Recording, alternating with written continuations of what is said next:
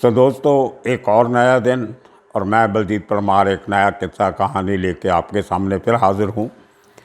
आज मैं आपको वो कहानी सुनाऊंगा जो कहीं भी देखने, सुनने, पढ़ने को नहीं मिलती है।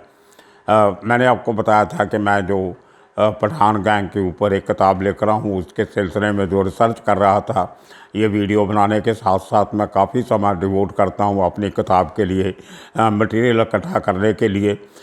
उसमें कुछ बातें मुझे पुराने ज़माने की एक पुराने खान साहब ने बताई जो पुराने ज़माने में करीम लाला गैंग के काफ़ी क्लोज़ रहे। सब लोगों को जानते थे, सब कुछ करीब से देखा, लेकिन कभी अंडरवर्ल्ड की एक्टिविटी से उनका वास्ता नहीं रहा।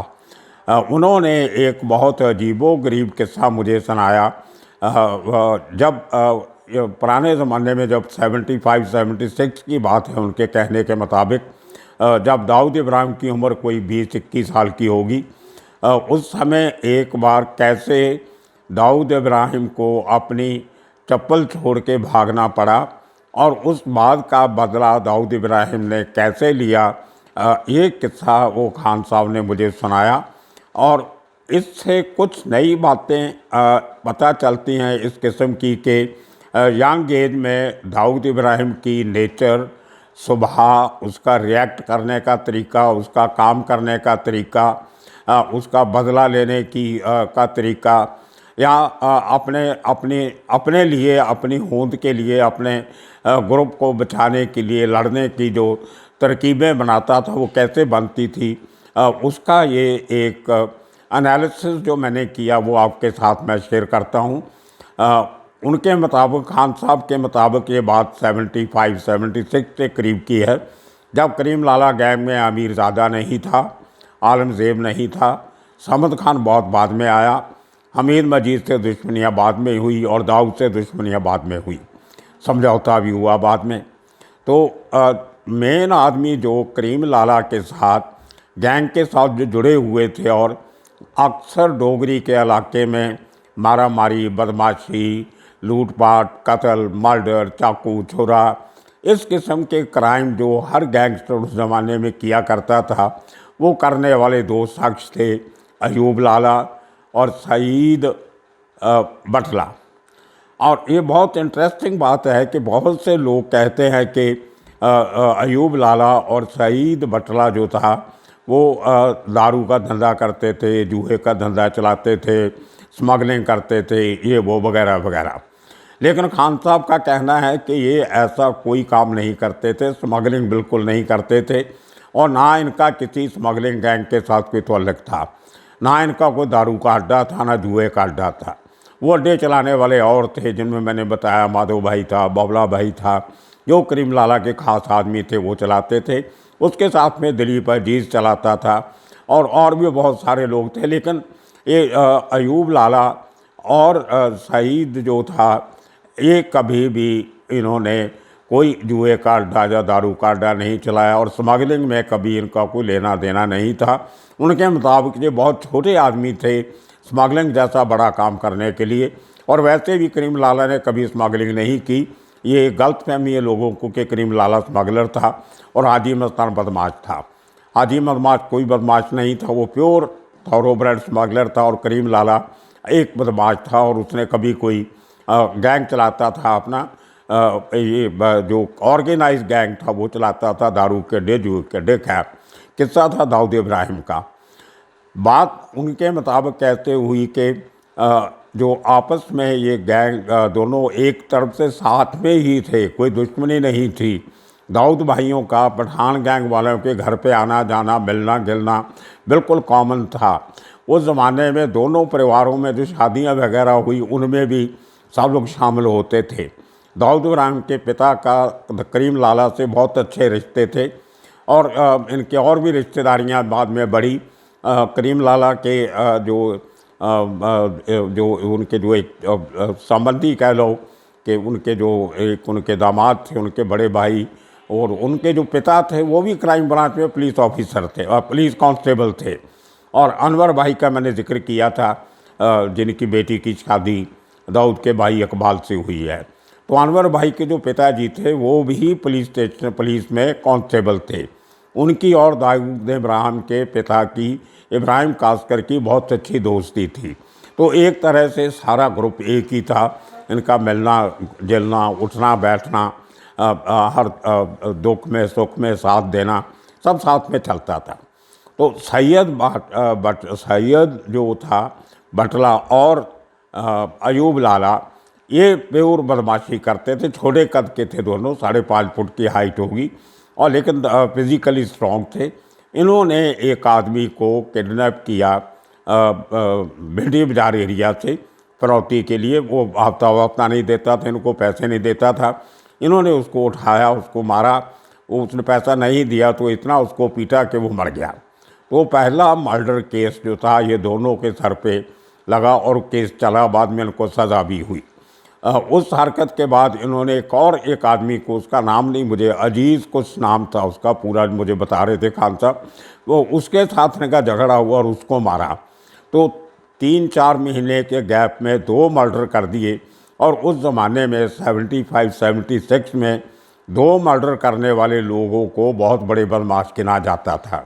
उनके इलाके में उनकी बहुत पैंट हो जाती थी, उनका रुतबा बन जाता था। उसके बाद इनकी हरकतों के ऊपर, जैसे मैंने कहा कि एक हिसाब से अंडरवर्ल्ड की जो लड़ाई है वो एक पत्रकार के मर्डर से शुरू होती है जिसका नाम था इकबाल नाटिक। इकबाल नाटिक अपना अखबार चलाता था जिसका नाम था राज़दार। उसके साथ साथ वो कुछ उर्दू के अखबारों में वीकली कॉलम भी लिखता था। वो डबल रोल प्ले करता था, जैसे आज भी कई पत्रकार डबल रोल प्ले करते हैं। क्रिमिनल के साथ भी साथ रखना और पुलिस के साथ भी मिल के रहना, इधर की खबर उधर देनी, उधर की खबर उधर देनी। पुलिस वालों को बोल देना आदमी वहाँ पे छुपा हुआ, आप जाके पकड़ दो, उसको मैसेज पहुँचा देना कि पुलिस आ रही है, तुम भाग जाओ। तो दोनों के साथ ऐसे डबल क्रॉस करना, और ऐसे आदमी अक्सर मारे ही जाते हैं। अगर आप किसी का यकीन, किसी का विश्वास तोड़ोगे, दोगली बातें करोगे, किसी से पैसा लेके काम करोगे, वो पत्रकार हो या को और हो, एक ना एक दिन उसको जाना ही है। तो इसी किस्म के काम वो इकबाल नाटिक किया करता था। उसकी ज़्यादा जो क्लोजनेस थी, उसकी दोस्ती को हो या उसका उठना बैठना ज़्यादा दाऊद बंधुओं के साथ था, पार्टिकुलरली इनके पिताजी के साथ। और वहाँ पे एक पुलिस इंस्पेक्टर जो इंचार्ज थे डोगरी पुलिस स्टेशन के, जिनका नाम रणबीर लेखा था, वो पंजाबी थे, उनके साथ काफ़ी उसका उठना बैठना था। और रणबीर लेखा उसके पहले मटुंगा पुलिस स्टेशन कर चुका था। वरदा राजन बुडलियार से अच्छे उसके रिश्ते थे एक ज़माने में। तो वो उसका मेन काम यही होता था, 2 गैंग्स को आपस में लड़ाओ, आपस में मरवाओ और अपने हाथ साफ रखो। तो उसका ये तरीका था जो इकबाल नाटिक के थ्रू वो करता था। इकबाल नाटिक दाऊद गैंग के जो ओपोनेंट्स होते थे, विरोधी थे, उनकी खबर अखबारों में छाप के उनको तंग करता था, और अंदर बखाते उनकी जो कार्रवाइयाँ, गतिविधियों की बात होती थी वो दाऊद गैंग को बताता था। उसी चक्कर में जब उसने सईद बाटला और अयूब लाला के ख़िलाफ़ लिखना शुरू किया, तो इन दोनों लोगों ने मिल के इकबाल नाटिक का मर्डर किया। कहते हैं कि उस ज़माने में 84 चाकू के बाहर, तलवार चाकू से उसके शरीर के ऊपर उतने बारों के निशान थे और वो आदमी मरा। उसके बाद एक रिश्तों में खटास आई पठान गैंग, क्योंकि अयूब और सईद जो थे ये करीम लाला के गैंग के साथ जुड़े हुए थे। भले करीम लाला के धंधों में इनका कोई लेना देना नहीं था, लेकिन गैंग के साथ नाम जुड़ा हुआ था। तो ये दुश्मनी का सिलसिला वहाँ से शुरू होता है, पठान गैंग और दाऊद गैंग का, इकबाल नाटिक के मर्डर के बाद। उसके पहले जो इन दोनों ने, लाला ने और सईद ने जो मर्डर किए, उसका कोई दाऊद गैंग से लेना देना नहीं था, इसलिए कोई दुश्मनी का कोई माना नहीं था उस ज़माने में। तो नाटिक को मारने के बाद ये दोनों को ये पकड़े गए, जेल में चले गए। तो दाऊद गैंग को इनसे बदला लेने का मौका नहीं मिला। उसके बाद जब काफ़ी देर के बाद वो जेल में रहे तो उनकी गैर हाज़िरी में अमीरज़ादा और आलमज़ेब की एंट्री होती है करीम लाला गैंग में। और उनके किस्से मैं आपको बहुत सुना चुका हूँ, आपने बहुत सुने पढ़े देखे होंगे और जगह पे भी। तो वो एक कहानी थी जो खान साहब ने मुझे सुनाई। अब वहाँ से जेल से बेल पे आने के बाद उनको पता था कि हमें कोई ख़तरा है तो वो दाऊद गैंग से है, क्योंकि वो हमसे बदला जरूर लेंगे। और उन्होंने एक तो बार इनकी आपस में आमना सामना हुआ, लेकिन वो बटला और जो अयूब लाला था, उनका जो दबदबा था उस इलाके में इतना था कि कोई उनका नुकसान ज़्यादा नहीं हो सका। बल्कि उनकी जो पैंट थी, उनका जो डर था उनके नाम से सोसाइटी में, वो और बढ़ा। ये मैं एक और बात आपको यहाँ पे बता दूं कि बहुत लोगों को ये गलतफहमी है कि सईद बटला जो था वो दारू का धंधा करता था। वो इसलिए कह देते हैं कि उसको बाटला कह देते हैं लोग, सईद बाटला। जो बाटला दारू का जो पोटला होता है बाटला, इसलिए उस नाम से शायद ये गलतफहमी क्रिएट हो गई कि वो दारू का धंधा करता था। उसको वो बटला था। उसकी हाइट कम थी। हाइट कम को महाराष्ट्र में बटला कहते हैं, छोटे कद के आदमी को। वो बाटला नहीं, बटला था। तो ये मैं एक क्लियर करना चाहता था। तो बटला और अयूब लाला, ये दोनों की जोड़ी, अंडरवर्ल्ड में ऐसी बहुत सी जोड़ियां हैं जो कहते हैं कि जो हंटर्स हैं वो दे स्ट्राइक इन पेयर्स, कि दो आदमी मिलके काम करते हैं। रंगा बिल्ला, दाऊद, खालिद पहलवान, अमीरज़ादा, आलमज़ेब, अयूब लाला, सईद। तो इस किस्म में और बहुत जोड़ियां हैं जो दो आदमी मिल के काम करते थे, जोड़ी बना के। तो खैर एक दिन उन्हीं दिनों में अब दाऊद गैंग इस तलाश में था कि कहीं ये दोनों में से कोई आदमी हमारे हाथ में आ जाए तो उनसे उस बात का बदला लिया जाए। उसी चक्कर में एक दिन एक दूसरे को ढूंढते हुए अयूब लाला को खबर मिली कि दाऊद और उसके भाई जो दूसरे मेंबर उन पर हमला करने वाले हैं। वो अपने आदमी लेके, तलवार तकोते जो भी था लेके दाऊद के घर गया। और वहाँ पे दाऊद कहीं अपने घर के बाहर चारपाई पे या कहीं कुर्सी पे या कहीं बैठा था अकेला। उसको कोई उसके ख्वाबो ख्याल में नहीं था कि ये लोग अचानक आके मेरे ऊपर हमला करेंगे। तो खान साहब ने बताया कि जब इसके ऊपर सडनली अटैक हुआ तो दाऊद वाज टेकन अबैक। अकेला था, साथ में कोई नहीं है, हथियार पास में कोई नहीं, कोई एकदम he was taken by surprise. तो वो वहाँ से चारपाई छूट के भागा अपने घर की तरफ और अपने दोस्तों को इकट्ठा करने के लिए आवाज़ें लगानी शुरू की। उसी टाइम पे जो अयूब लाला था वो दाऊद इब्राहिम की वो चप्पल जूता जो भी होगा वहाँ पे वो पहन के वापस अपने एरिया डोगरी में आ गया। और कई दिन तक वो जूते पहन के चलता रहा और लोगों को चढ़ाता रहा कि ये मैं दाऊद नंगे पाँव भागा था, उसके जूते मैं पहन रहा हूँ, उसमें ताकत है तो अपने जूते ले जाए। ये बहुत बड़ी बात थी उस ज़माने में। एक यंग 20-21 साल का लड़का जिसने अभी अभी अपना जो कैरियर की ज़िंदगी की शुरुआत की थी, वो भले क्राइम के फील्ड में हो, उसके साथ उसके दिल में क्या गुजरी होगी और कैसे। हर आदमी को ऐसी बात पे गुस्सा आता है। Human being is a human being. आपके साथ कोई ऐसी बात हो तो आपके दिल में भी रहेगा, मेरे दिल में कुछ हो तो वो भी रहेगा। तो दाऊद ने वो बात अपने दिल में बांध ली कि जब तक मैं इन दोनों को नंगे पाँव नहीं भगाता तो मेरा नाम भी दाऊद नहीं। तो वो एक लम्हा था, वो एक मोमेंट थी, एक इंसिडेंट था जिसने दाऊद इब्राहिम और अयूब लाला और सईद बटला से डायरेक्ट दुश्मनी इनकी वहाँ से शुरू होती है। किसी तरह से पठान गैंग का अभी भी कोई लेना देना नहीं था। इस मौके तक भी दाऊद गैंग की, करीम लाला गैंग की एज अ गैंग कोई दुश्मनी नहीं थी। उनका ये दोनों शख्सों के साथ आपस का झगड़ा था। और ये इंसिडेंट के बाद वो जो पुलिस का प्रेशर बढ़ा, क्योंकि मैंने बताया कि पुलिस काफ़ी हद तक दाऊद गैंग की मदद करती थी अपने कारणों से। वो एक गैंग को दूसरे गैंग से लड़ा के मरवाना चाहती थी और अपने हाथ साफ रखना चाहती थी। तो ये दोनों लोग अंडरग्राउंड हो गए। सईद कहीं और भाग गया और अयूब लाला कहीं थोड़े दिनों के लिए कि माहौल गर्म है तो ये साइड में हो गया। थोड़े दिनों के बाद लेकिन दाऊद गैंग के लोग इसको ढूंढ रहे थे।